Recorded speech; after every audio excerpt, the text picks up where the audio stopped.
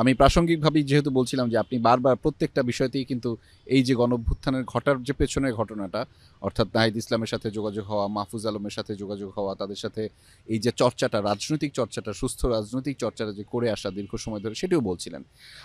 এইখান থেকে একটু জানতে চাওয়া যে বাকের ওই সময়টাতে ভেবেছিলেন শুরুর দিকে যে এমন বড় ধরনের পরিবর্তন হবে?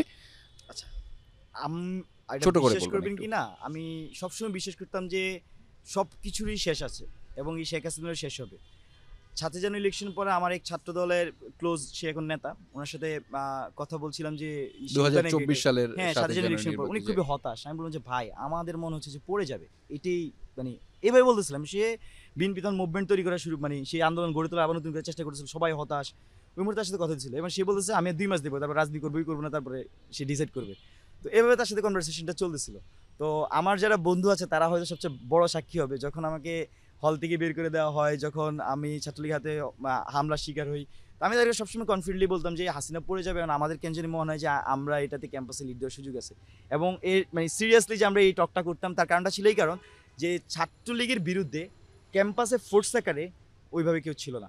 যেমন ছাত্রদল যেহেতু ক্যাম্পাসে ঢুকতে পারে না, আর ভিজিবিলিটি শুধু আমাদেরই ছিল। তো যেহেতু এখানে যদি কিছু হয় সেটা চান্স হাই যে আমরা হয়তো এখানে সামনের সারিতে থাকবো। এই জন্য আমি কিন্তু সরকারি চাকরি করবো কখনোই আমার মাথায় ছিল না। এখানে আমাদের যারা সামনে দেখছেন তাদের 2-1 জন ছাড়া কাউই সরকারি চাকরি করবে কখনো তার মাথায় ছিল না। এবং এভরি ওয়ান এভরি ডে আর নাইট আমি মনে হচ্ছে সে পারসিভ করতে মনে মনে যে সে হাসিনা পতন দেখে যাবে। আমার ছাত্র জীবনের স্বপ্ন ছিল হাসিনা পতন দেখে যাব। কিন্তু সেই অভ্যুত্থানে হয়তো আমি সামনের সারিতে ছিলাম, এটা আমি মনে করি আমার সৌভাগ্য। আমি সব জায়গায় বলি যে এটা আমার সৌভাগ্য, সেখানে আমি সামনের সারিতে ছিলাম। তো এটা আমরা সবসময় বিশ্বাস করতাম। ইভেন আপনি আমার বন্ধুদেরকে আমি 7 জানুয়ারি ইলেকশন আগে বলছিলাম যারা যারা ভোট দিবে না তাদেরকে বিরিয়ানি খাওয়াবো। এবং আমি টিউশন টাকা দিয়ে অনেককে বিরিয়ানি খাওয়াইছি 7 জানুয়ারি আচ্ছা। ইলেকশন বয়কট করার জন্য।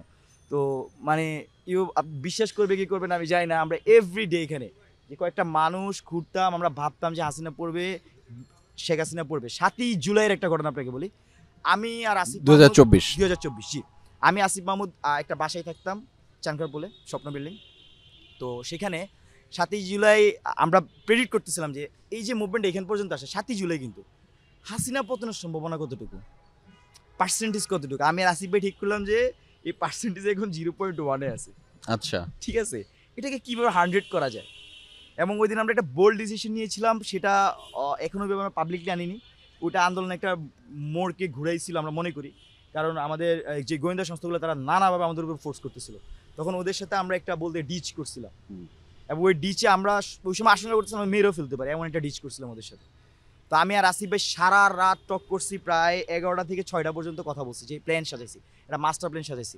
আসিফ ভাই তার বইয়ের মধ্যে সেটা লিখছে, এই কীভাবে আমরা নেক্সট মুভগুলো দিব।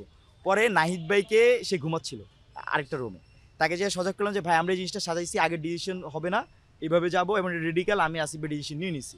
তো নাহিদ ভাইয়ের পুরো প্ল্যানটা সুঝেলাম। সে বললো যে তাহলে সার্জিসের হাসপাতকে ডাকো। তখন সার্জিস ভাইয়ের হাসপাত ভাই ছিলেন যে উমরে কিছু হলে ঘুমাইতেছে, সকাল ভোর 5:30 কি 6টা বাজে। বাইক নিয়ে আসলাম উমর হলে, ওনাকে 2জনকে উঠাইলাম, উঠে 2জনকে প্ল্যানটা শুনেলাম, শুনে 5 জন মিলে এই জিনিসটাকে আবার এক্সিকিউটের জন্য সামনে আগালাম। তো মানে আপনি যে বললেন যে বিশ্বাস করতাম কিনা, 100% বিশ্বাস করতাম যে কোনো না কোনো দিন পড়বে। হ্যাঁ, এর আচ্ছা। মধ্যে দিয়ে পড়বে কিনা এটা আমরা জানতাম না।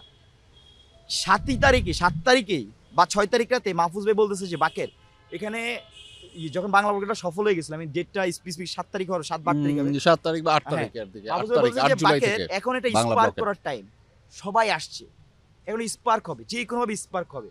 জি। তুমি তোমরা হচ্ছে তোমাদের ডিসাইড করো, তোমার শত্রুকে এবারে ডিসাইড করো। তোমার শত্রু যদি ছাত্রলীগ হয় তাহলে সবচেয়ে ভালো, তারপরে শত্রু যদি ছাত্রলীগ হয় তাহলে ভালো, কারণ আমি কি পুলিশের সাথে আমার ঝামেলাটা হবে, না ছাত্রলীগের সাথে হবে, না গভর্নমেন্টের সাথে হবে। তোমার বলতেছি এটা ছাত্রলীগের তাহলে ভালো। ছাত্রলীগের কীভাবে ভালো, সে বলতেছে ছাত্রলীগের অ্যাকিলিস হিলস হচ্ছে উইমেন।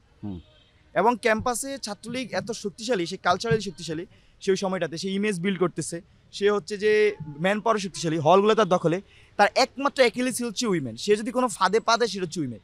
ইভেন আপনারা দেখছেন যে 15 জুলাই সে প্রথম ফাঁদে পা, সে আমাদের ঢাকা বিশ্ববিদ্যালয়ের নারীদেরকে মেরে সে হচ্ছে এই কাজটা করছে। মানে আমরা ভাবতেছিলাম যে তারা এত উগ্র হয়ে গেছে, তারা এই ভুলটা যদি করে তাইলে মানে সবাই ওদের বিরুদ্ধে একাট্টা হয়ে যাবে। এবং যখন তারা কি করলো যে নারী শিক্ষার্থী যে বিষয়টা, আমরা কিন্তু পুরো মুভমেন্টটাতে শান্তিপূর্ণ আন্দোলন করে আসছিলাম। আমরা যে এই সন্দেহটা করছিলাম নারী শিক্ষার্থীদেরকে, আমরা কিন্তু আন্দোলনে ভিড়াচ্ছিলাম, তাদেরকে কমফোর্ট জোন করে দিচ্ছিলাম। আমরা সন্দেহ করতেছিলাম যে মানে ওরা তো আমাদেরকে মারবে, এটা আমরা বুঝতেছিলাম ওদের ভাইব্রেশন দেখে। যদি বাই এনি চান্স নারীদেরকে মারে এটা কিন্তু আমরাও ছেড়ে দিব না, কেউ ছাড়বে না। এবং তারা সেই বোল্ডটাই করেছিল।